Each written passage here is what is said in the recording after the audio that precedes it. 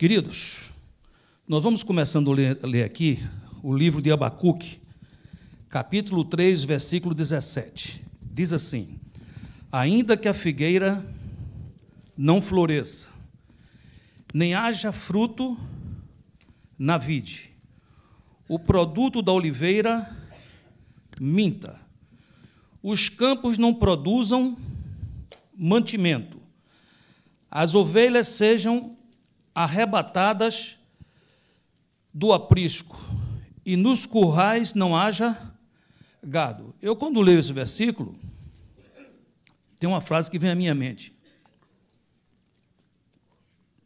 O nome é caos completo. Deu tudo errado. A figueira não floresceu, mas ela foi plantada, ela foi regada, ela foi cuidada. E na hora que se esperava que ela florescesse, o que foi que aconteceu?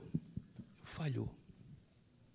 Aqui está dizendo que a oliveira, ela enganou, ela mentiu. Ela deu a entender que ia ter uma boa safra. E se confiou nisso. Mas quando chegou na hora, não estava lá. Falhou. E ele continua. Os campos não têm mantimento, as ovelhas são arrebatadas do aprisco, nos currais não tem gado. É uma situação muito complicada. Eu não sei o que é que você está passando hoje, mas possivelmente eu acredito que você não está passando uma situação tão complicada quanto essa. Porque já basta uma dessa que já é ruim. E o profeta estava aqui sofrendo por tudo que é lado, de todas as maneiras. Às vezes nós passamos com isso, sabe, queridos? Nós temos pregado que colhemos o que plantamos. Diga assim, nós colhemos o que plantamos. Nós temos dito que estamos colhendo hoje o que plantamos ontem, que colheremos amanhã o que plantarmos hoje. Mas a pergunta é, e quando a colheita falha? Se eu plantei, não deveria vir? A Bíblia diz que há uma possibilidade disso. É preciso entender, como eu já disse, que muitas vezes estamos colhendo por tabela o que foi plantado no macro, na cidade, no país em que estamos vivendo. O profeta Abacuque estava tendo uma colheita amarga. Vamos entender isso. Primeira coisa, eu vi Carol aqui dando o testemunho dela, dizendo o que é que ela estava dizendo para a gente. Ela estava dizendo essa frase aqui: sensação que Deus não escuta as orações. Ela estava dizendo assim: eu estava orando, buscando o Senhor, sendo fiel, mas eu tinha aquela sensação de que Deus não estava me escutando. Você já passou por isso? Você já passou por uma situação que parece que o Senhor, que é o nosso pastor, está um pouco distante? É o que o Salmo chama de o vale escuro, o vale da sombra da morte. É aquele vale sombrio onde eu sei que Deus existe, mas eu não o sinto. Abacuque 1:2, ele diz: até quando, Senhor, clamarei eu, e tu não me escutarás, gritar-te-ei violência, e não salvarás. Eu estou falando aqui de um homem de Deus. Abacuque era um profeta. Eu não estou falando de um ímpio, estou falando de alguém fiel ao Senhor. E ele estava dizendo assim: eu estou vivendo uma situação que eu oro, eu peço, mas o Senhor não me escuta. Outra coisa que também fazia parte dessa colheita amarga, ele estava passando por injustiça e também sofria com a corrupção. Abacuque 1:4 diz: por esta causa a lei se afrouxa e a justiça nunca se manifesta, porque o perverso cerca o justo, a justiça é torcida. Então, uma sensação que levava ao terceiro ponto, que é uma sensação de impotência, como ele diz no versículo 3. Por que me mostras a iniquidade e me fazes ver a opressão? Pois a destruição e a violência estão diante de mim. Há contendas e o litígio se suscita. Diga assim, ele era justo, profeta de Deus. e ele não conseguia entender por que eu estou plantando dedicação, fé, lealdade, mas eu estou vendo e vivendo num cenário caótico. Esse era o grande questionamento dele. Por que motivo? Se tudo que aquilo o homem semear, ele vai colher, por que motivo eu não estou tendo uma boa colheita? E é muito importante que a gente entenda uma coisa, queridos. Desculpa, estou com essa tosse recorrente há um monte de tempo. Já disse a vocês que começou com pólen. Recentemente, conversando com o meu médico, vejo também que meu organismo tem um refluxo, e é como se tivesse um ácido subindo, e já me deu aí um medicamento para que eu melhore disso, mas, vez por outra, eu vou tossir, e eu, para não ficar pedindo desculpa a cada tosse, eu já peço uma desculpa geral. Amém, queridos? Então, resultado. Nós temos que entender algumas coisas. Nós tivemos um homem de Deus, o apóstolo Paulo, que esse homem, durante muito tempo, ele era Saulo, ele era um assassino, ele era um cúmplice de assassinatos, ele perseguia a igreja, mas ele se converteu. E quando ele se converteu, ele mudou a sua semeadura. A semeadura de Paulo passou a ser plantar igrejas, semear igrejas, ser um missionário. Que tipo de colheita um homem desse deve esperar? Quando ele explica a colheita que muitas vezes ele recebeu, ele falou: eu tive 100 açoites menos um, na minha conta da 99. Fui participante de alguns naufrágios. Foi plantado no meu corpo um espinho na carne, mensageiro de Satanás, para me esbofetear. Então a gente fica pensando: o que está acontecendo, Senhor? Homens teus que estão fazendo uma boa semeadura e estão colhendo uma coisa assim tão amarga. A Bíblia fala da história de José, um rapaz leal a seu pai, aos seus irmãos. O pai pediu que ele fosse servir os irmãos, ver como os irmãos estavam, levar algum tipo de provisão para os irmãos. Ele é preso, os irmãos o vendem, ele vai para a casa de um homem chamado Potifar, é leal nesse local, planta lealdade, recebe de volta uma infâmia, uma mentira, uma calúnia, ele vai preso, e ele vai preso. E aí você diz: pastor, o que é que a gente está pensando nisso? Então, o que eu vou dizer agora é a mensagem inteira, se você quiser entender isso. Está aqui comigo? Se de fato, você é alguém leal a Deus, se de fato você é alguém que tem um compromisso com Deus, se de fato você é alguém, como uma dessas pessoas que eu estou dizendo, que apesar de todas as dificuldades, mas anda com o Senhor, espera nele, eu estou lhe dizendo que não é que não vai ter uma colheita ruim, mas olhe, preste atenção a isso. Deus fará com que as colheitas ruins se transformem em sementes poderosas de uma colheita excelente que está por vir. Você pode repetir isso comigo? Diga assim: se eu sou fiel a Deus, Ele fará com que as colheitas ruins se transformem em sementes poderosas para uma colheita excelente. Apóstolo Paulo, quando passou pelo que passou, ele disse: tudo isso aconteceu porque eu fui inundado de uma riqueza de revelações. E para que eu não me orgulhasse, para que eu não viesse a tropeçar e cair, foi permitido isso na minha vida. Mas quando foi permitido isso na minha vida, eu aprendi o seguinte: quando eu sou fraco, eu sou forte. E quando eu sou forte, eu sou fraco, para que a excelência do poder seja de Deus e não minha. Quando José passou pelo que passou, ele não conseguia ver a situação macro. Você fala: qual era a situação macro, pastor? Ora, anos depois ia ter uma fome, uma seca no mundo enorme. Deus levou aquele jovem a receber colheitas negativas,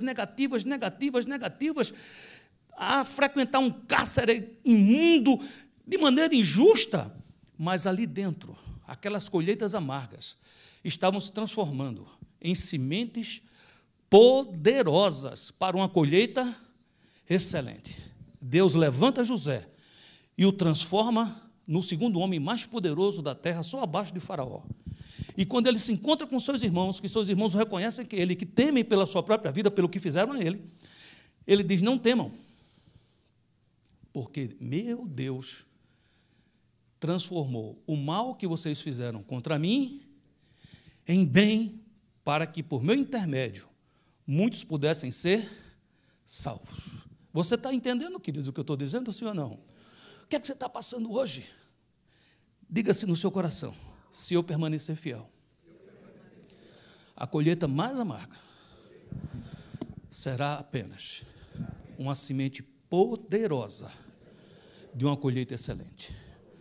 Sabe, queridos, nós precisamos entender que no meio disso tudo existe uma coisa chamada tratamento de Deus. José não estava preparado para assumir aquele posto. Então, todo aquele sofrimento que ele passou não foi em vão. Era Deus tratando o seu caráter, lhe dando maturidade. Apóstolo Paulo era um homem muito preparado intelectualmente, mas faltava ter esse preparo de ser um apóstolo que se auto-intitulava eu, o menor dos apóstolos. Isso não acontece de um dia para outro. É quebrantamento. É quebrantamento. Abacuque, apesar de ser um livro pequeno, mas é um livro profético. É um livro que fala do que vai acontecer nos tempos futuros. Deus estava pegando aquele profeta, podíamos chamar de profetinha, porque a Bíblia diz que tem os profetas maiores e os profetas menores. Isso por causa, não é que eles são altos ou baixos, mas é o tamanho do livro. Ele poderia ser apenas um profeta menor, mas Deus transforma ele em alguém com um texto escrito que é a inspiração do começo ao fim. Ora, nós sabemos que o novo nascimento é uma experiência fantástica. Nós também sabemos que batismo do Espírito Santo, unções ministeriais, tudo isso é uma bênção. Mas nós não podemos viver a vida inteira como cristãos só em busca de experiências. E se Deus nos provar, você desiste? E se sua colheita for amarga, você vai desistir? Nem todos os dias são dias de sol. Existem dias escuros, sombrios, existem dias de furacão. E Deus nunca disse a você: você não vai passar por isso. Ele apenas disse: eu vou passar junto com você. Eu vou entrar contigo. Nem sempre você receberá aplauso. Nem sempre você receberá incentivo. Nem sempre você receberá reconhecimento. Talvez de pessoas que você se dedicou tanto, você venha a receber até ingratidão. Mas eu quero dizer a você que todas essas coisas estão cooperando. Todas essas coisas estão cooperando. Todas essas coisas estão cooperando para o bem daqueles que amam a Deus, que são chamados segundo o seu propósito. Nosso Deus, a Bíblia, quando começa a falar dele, nos dá muitas características dele. Temos, inclusive, nomes em hebraico que nos ajudam a entender melhor isso. Por exemplo, a Bíblia diz que Deus é Jeová Jireh. Diga assim: o Deus da provisão. Ele é Jeová Shalom, diga, a nossa paz. Ele é Jeová Rafá, o Deus que sara. Ele é Jeová Tsidkenu, a nossa justiça.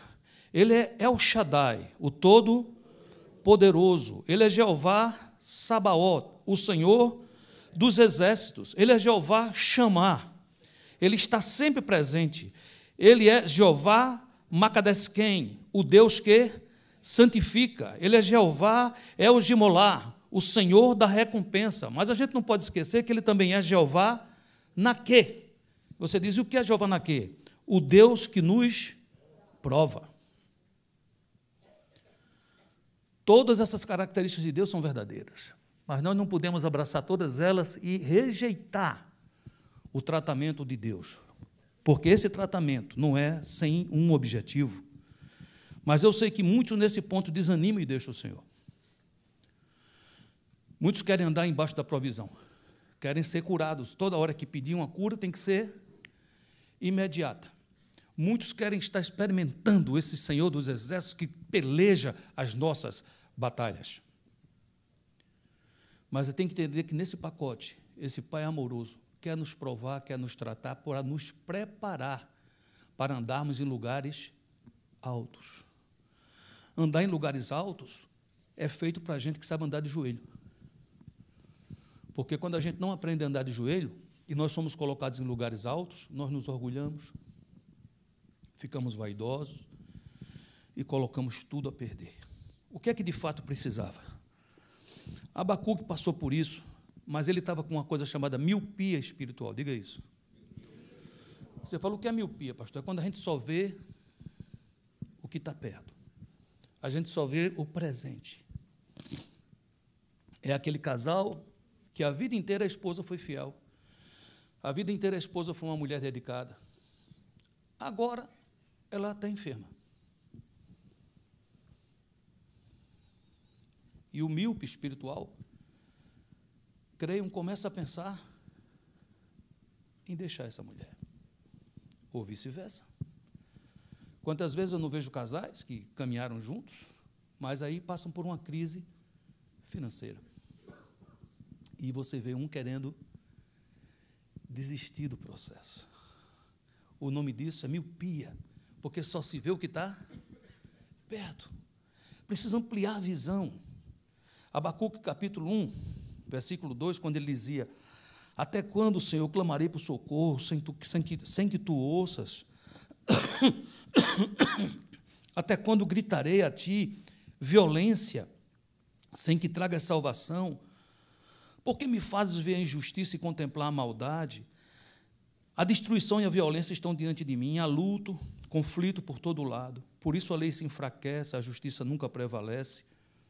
Os ímpios prejudicam os justos, e assim a justiça é pervertida. Então, esse homem ele está à beira de uma depressão, queridos.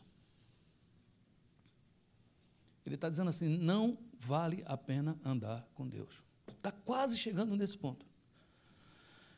E você diz, qual é a grande dificuldade, queridos? A grande dificuldade, eu não sei como você está hoje, não sei o que você está passando, mas é o seguinte, não há saída em você. A saída não está dentro de você. Escuto muitos profetas da nova era falando, a saída está dentro de você. Olhe para dentro de você, que aí dentro você vai encontrar a saída. Eu vou lhe informar que se você olhar para dentro de você só vai encontrar um vazio enorme. A saída está exatamente no contrário. Está em me afastar do problema por um tempo. Está em subir o que ele chama de torre de vigia. E ali poder esperar, contemplar o Senhor. Você pode me perguntar, mas o que é isso? Quer ver? Vamos ler aqui Abacuque 2:1. Vou subir a minha torre de vigia. Fala assim, a minha torre, diga. Essa torre era de quem? De Abacuque. Não é a sua. Você tem a sua. Talvez a sua seja você começar o seu dia dentro do seu quarto, com o seu livro de anotações, fazendo o seu choro, o seu lamento, sua alegria, sua gratidão, derramando-se diante de Deus e dizendo, eu vou subir a minha torre de vigia. Talvez seja aquele cantinho que você sai do seu condomínio, vai lá para embaixo de uma árvore, é a sua torre de vigia. É o seu lugar que você se afasta de tanta coisa e você se prepara para ouvir a Deus. Você primeiro vai falar, mas vai ter um momento que você vai precisar de escutar. Ele diz, eu vou subir a minha torre de vigia e vou o quê? O que é que ele diz? Esperar com atenção o quê? O que Deus vai dizer e como vai responder a minha queixa. Qual é a hora de deixar a torre de vigia? Quando Deus responde. Muitas vezes nós cometemos um equívoco. Nós vamos para esse lugar e falamos, e choramos, e cantamos, e falamos, e choramos, e cantamos, e quando Deus diz, agora é minha vez, a gente se levanta e diz, agora eu vou trabalhar. Faltou esse pedaço, eu vou ficar lá até que eu possa escutar. Porque ele já está falando, mas meu ouvido está confuso com tantas coisas, tantas lutas, tantas batalhas, tantas coisas que eu não consigo entender. Quando a gente começa a ver o quadro inteiro, o quebra-cabeça começa a ser montado, você começa a entender que aí tem um real motivador.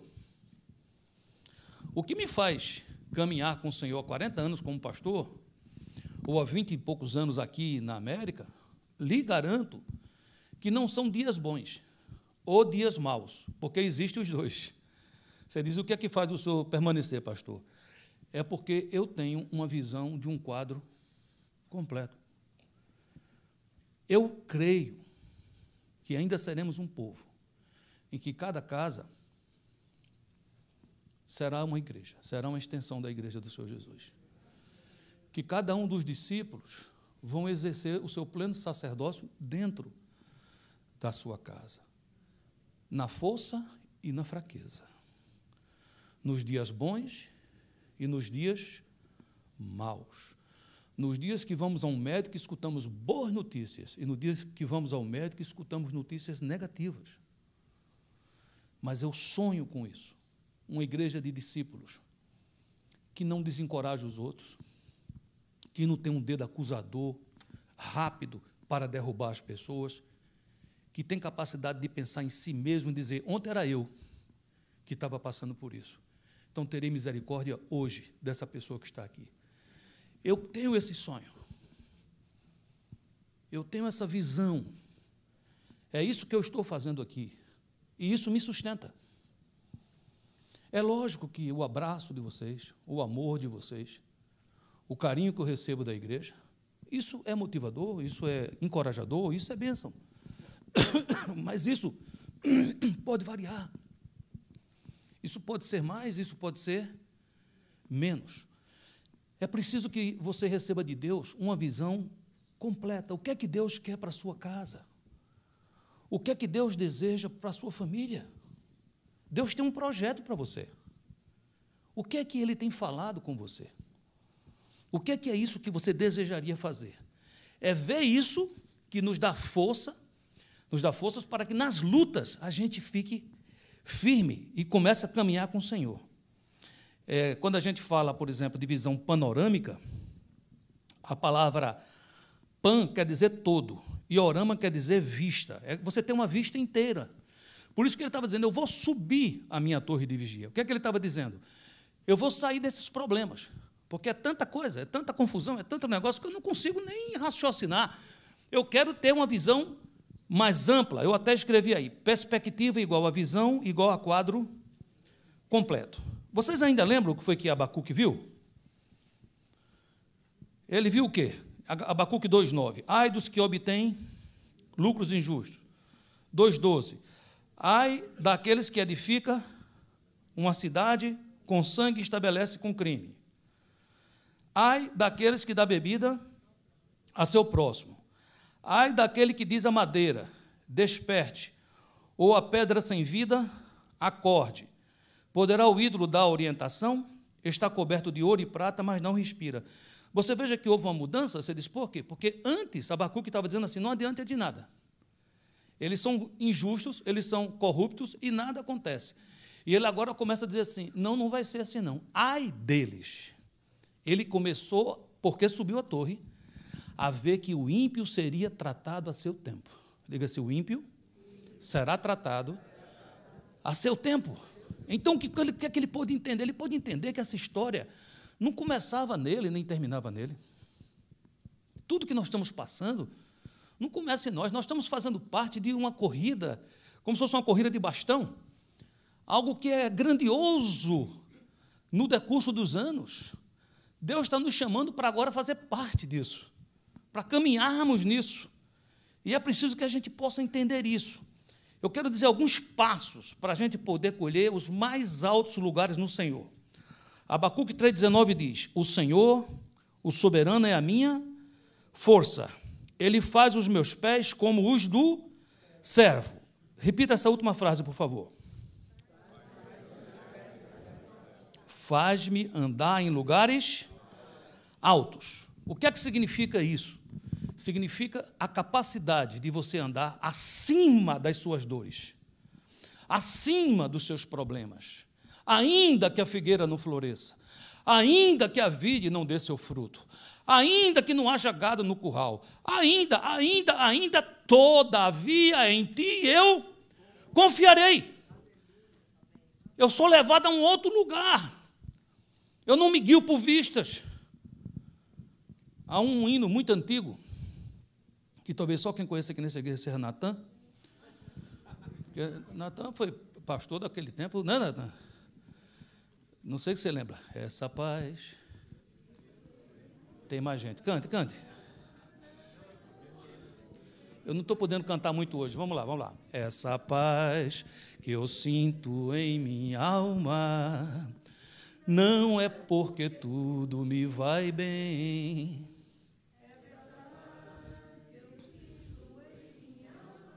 É porque eu louvo a meu Senhor. Aí diz, não olho as circunstâncias. Olho o seu amor. Não me guio por vistas. Alegre sou. E aí ele tem a parte que diz, e ainda, ou que a vide não deu o seu fruto, ou ainda que os montes se levantem ao mar, ou que a terra trema, eu hei de confiar. Por quê?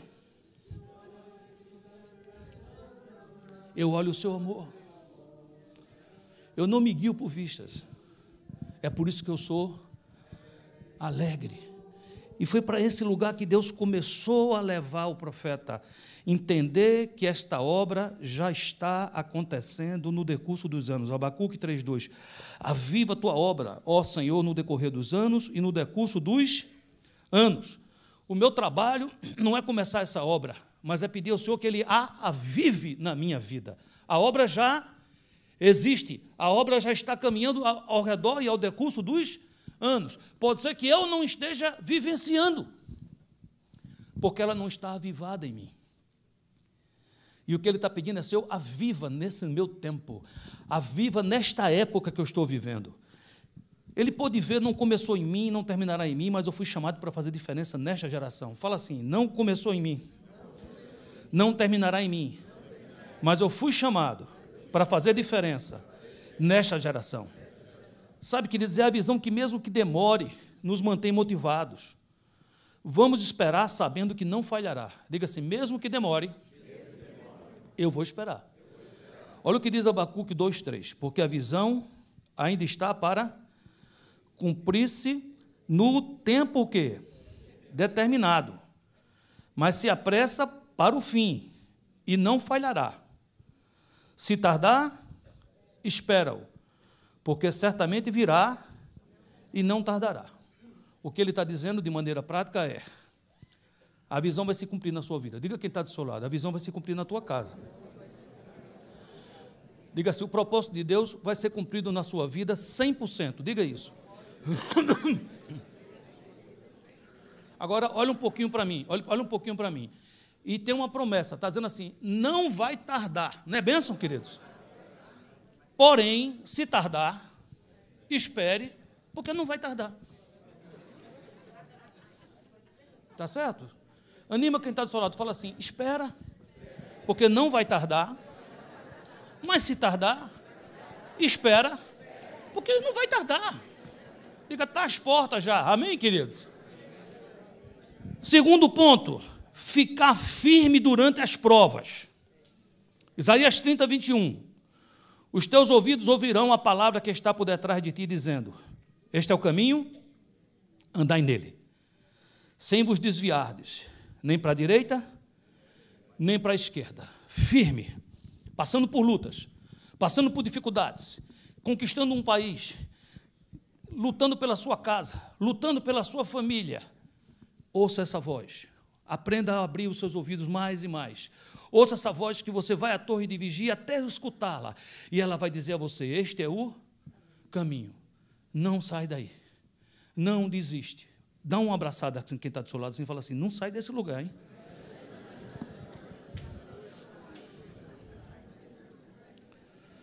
Terceiro e último ponto. Fazer sua declaração de fé diariamente. Diga assim, fazer minha declaração de fé diariamente. Só dominicalmente é pouco. Preciso fazer isso quando? Cada dia. Cada dia. Preciso ser alimentado. Cada dia. Cada dia. Abacuque 3,17. Ainda que a figueira não floresça, nem haja fruto na vide, o produto da oliveira minta, os campos não produzam mantimento, as ovelhas sejam arrebatadas do aprisco, e nos currais não haja gado. Versículo 18, lê junto comigo. Ainda assim eu exultarei no Senhor e me alegrarei no Deus da minha salvação. Preste atenção para você entender isso. Eu não posso dizer que estou alegre porque a figueira não floresceu. Eu sou humano. Eu não posso dizer, eu estou alegre porque o produto da oliveira mentiu. Cara, eu estou extasiado de alegria porque eu cheguei no curral e não tinha gado. Roubaram o gado, eu estou para não viver de alegria. Isso não é o que está sendo falado. Não dá para se alegrar nisso? Você se alegra no Deus da sua salvação. Eu não posso me alegrar nessas coisas, mas no Senhor eu posso. Porque eu sei que não dormita e nem dorme o guarda de Israel. E eu sei que a última palavra não pertence mais à morte, mas pertence àquele que ganhou dela, arrebentou com ela, destruiu com ela, quando ao terceiro dia ressuscitou.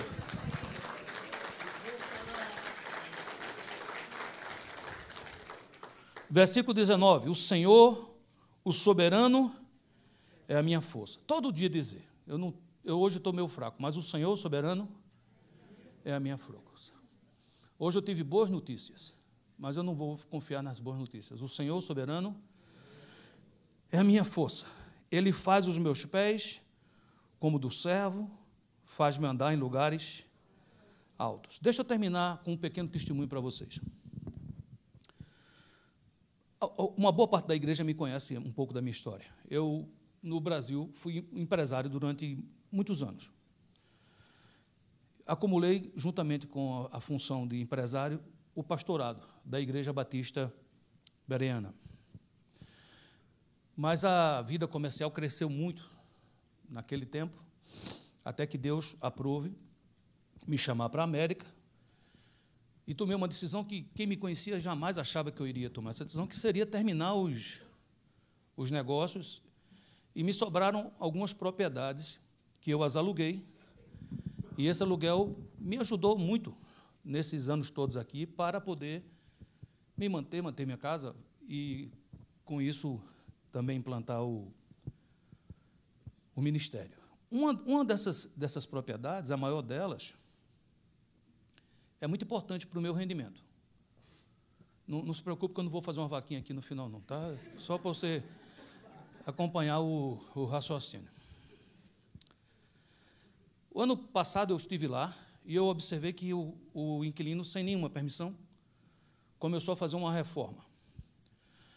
Não era uma reforma estrutural, era uma reforma de manutenção. É tipo, tem goteira, não sei o quê. Como é uma loja que vai de uma rua a outra, é uma galeria, ele fechou parte, ficou usando só um pedaço da loja. Então, eu fui conversar com ele e tudo, e ele disse, não, tenha paciência, que eu vou terminar isso e vai ficar legal e tal, ok. Essa semana, depois desse tempo todo, sem terminar a obra, ele me mandou um texto, dizendo, pastor, tudo bem, espero que você esteja legal. Olha, eu tinha 62 lojas, veio a crise, baixei para 30, e agora eu vou baixar para 20. E eu vou entregar a sua loja. Lamentavelmente, não vou poder pagar os 2 meses de aluguel atrasado que eu estou devendo ao senhor, e nem vou poder terminar o prédio, o imóvel. Não é uma boa notícia, porque eu não tenho o dinheiro para fazer a reforma, e se eu não faço a reforma, a loja fica fechada. Eu não pude me alegrar com essa notícia. Você diz, e aí? Aí você sente isso. Bate no seu emocional, toca em você. Mas eu tenho que aprender algumas coisas. Eu tenho um grupo que me ajuda aqui na igreja além da minha esposa, tenho pastores, tenho irmãos, e eles têm sempre dito, você tem que aprender uma coisa chamada boundaries. É bonito essa palavra em inglês.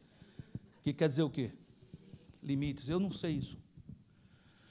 Quando eu assumo um compromisso, eu quero fazer, eu quero ir até o final. E, às vezes, minha saúde falha no meio desse processo. Você diz, e agora, pastor? Deixa eu explicar para você. Ainda que a loja não seja consertada, ainda que esse inquilino abençoado, um homem maravilhoso, não me pague nada, todavia eu me alegrarei no Senhor da minha salvação. Nunca faltou pão, nunca faltará, é Ele que coloca na minha casa. Quando estava, tomei uma decisão de ir ao Brasil, estou indo daqui a pouco ao Brasil. Eu tenho tido assim, uma dificuldade, eu não gosto muito de viajar mais, já viajei tanto que fiquei sem vontade de viajar. Quando você pensa, entra no avião, dá aquela coisa, mas você nem sempre faz só o que você gosta. E comecei a orar, e sabe o que acontece? Está abrindo uma possibilidade de um grupo alugar essa minha loja para fazer um shopping popular, um mini shopping. Você diz, e o que é que significa isso, pastor? É que Deus opera contrários através de contrários. Eu não sei o final ainda. Eu estou indo embaixo da mão dele e louvando a ele, seja qual for o resultado. Mas eu confio nesse último versículo que eu guardei aqui para a gente conversar. Romanos 8:28 diz assim, sabemos que Deus age em todas as coisas para o bem daqueles que o amam, dos que foram chamados de acordo com o seu propósito. Meu irmão, olhe para mim que eu quero terminar essa pregação com a seguinte palavra. Você entregou um dia a sua vida a Jesus. Amém? Ele cuida de você. Nunca esqueça e nem nunca duvide disso. Se as portas fecharem, Deus estará abrindo aquela boa porta para você. Você vai sentir porque você é um ser humano. Eu senti, quando eu ouvi essa notícia, na hora, eu senti. Mas orei, mandei uma palavra para ele, confiei no Senhor e Deus está me dando forças no meio disso tudo. Então, o que significa isso na prática? Que você passa por lutas, eu passo por luta, você passa por dificuldade, eu passo por dificuldade, mas nós não podemos acreditar que a colheita falhou. Você diz, mas se ela falhou, ela não falhou, ela só foi transformada numa semente poderosa que vai produzir uma colheita excelente. Nesse momento, você que nos assiste, você que está aqui, é um momento também de aliança com o Senhor. E eu quero fazer um convite para que você hoje entregue a sua vida, entregue o seu coração nas mãos do Senhor Jesus, recebendo a Ele como Senhor e Salvador. E o que isso significa para nós como igreja? Significa que o nosso Deus é um Deus de aliança, é um Deus de pacto. E Ele diz que Ele está à porta e Ele bate. E se ouvirmos a sua voz, abrimos a porta do nosso coração e Ele entra. Ele espera que eu o convide. Talvez você já venha à igreja, talvez você já ouviu pregações, mas nunca teve a oportunidade de fazer um pacto com Ele, uma aliança. E eu quero dar essa oportunidade hoje. E a igreja e a palavra nos ensina como fazer isso. Eu quero fazer uma oração e vou convidar você para que você repita essa oração de todo o seu coração. E eu vou convidar a igreja que me apoie. Feche seus olhos, baixe sua cabeça e repita assim, em nome de Jesus. Hoje, diante da tua igreja, diante do Senhor, diante dos seus anjos, eu declaro que eu recebo Jesus como o único Senhor e suficiente Salvador da minha vida. Escreve o meu nome no livro da vida, onde ninguém mais poderá apagar. E hoje eu declaro que eu sou teu para te servir, para obedecer e para cumprir o teu propósito na minha vida. Perdoa os meus pecados e muito obrigado por me dar esta oportunidade. Eu te agradeço em nome de Jesus. Ainda assim, com seus olhos fechados. Eu quero fazer mais uma oração para você que está aqui. Se você fez essa oração pela primeira vez e você entregou a sua vida hoje de coração ao Senhor, eu quero que você faça um sinal onde você estiver. Levante uma das suas mãos se você fez essa oração pela primeira vez. Tem alguém aqui que entregou? Glória a Deus por essa mão que se levanta. Glória a Jesus.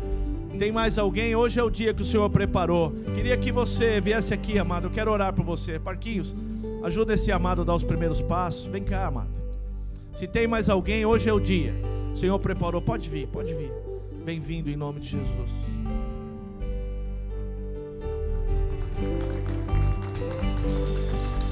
Se tem mais alguém, fica aqui. Se tem mais alguém, pode vir do seu lugar, nós vamos orar. Pode vir, pode vir. Glória a Jesus pela sua vida. Bem-vindo, amado. Bem-vindo. Glória a Jesus. Queria que a igreja levantasse as mãos sobre esses amados que estão aqui, sobre aqueles que estão nas suas casas nos assistindo. Senhor, nós os recebemos na tua família. Hoje eles estão diante da igreja tomando essa decisão de coragem, de valentia, dizendo assim: nós queremos a Jesus, que Ele assuma o controle. Obrigado, porque a tua palavra promete que quando nós fazemos isso, Senhor, o céu se abre. Existe uma festa nos céus hoje, e nós os recebemos na tua família.